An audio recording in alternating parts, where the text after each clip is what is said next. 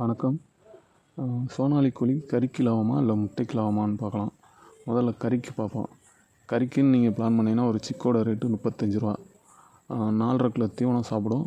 அதோட ஒரு கிலோ தீவனம் 40 ரூபானா 4.5 கிலோ வந்து 180 ரூபா வரும். மொத்தம் உங்களுக்கு வந்து 215 ரூபா வரும். 215 ரூபா போட்டு இன்றைக்கி வந்து வியாபாரி எடுக்கிற ரேட்டு 250 ரூபா தான்.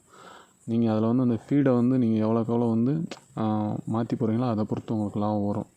இப்போ நீங்கள் முட்டைக்குன்னு பிளான் பண்ணிங்கன்னா 4.5 மாதம் வளர்க்கணும். 4.5 மாதத்துலேயே முட்டை இட்டுரும். ஒரு 100 கோழி வளர்க்குறீங்கன்னா 100 கிராம் மேனிக்க 10 கிலோ தீவனம் போடணும். இன்றைக்கி வந்து 40 ரூபான்னு வச்சிங்கன்னா 400 ரூபாய்க்கு நீங்கள் தீவனம் போட்டிங்கன்னா 50 முட்டை இல்லை 60 முட்டை வரும். 60 முட்டை வந்துச்சுன்னா உங்களுக்கு வந்து ஒரு முட்டை வந்து 10 ரூபான்னு கொடுத்தீங்கன்னா உங்களுக்கு 600 ரூபா கிடைக்கும்.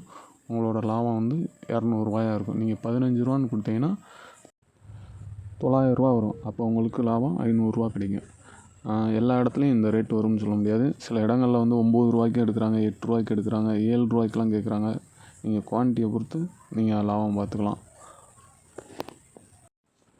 நீங்கள் முட்டை எடுத்து முடித்தோன்னா உங்களோட கோழியை வந்து அந்த கோழியை 160 இல்லை 170 தான் எடுத்துக்குவாங்க.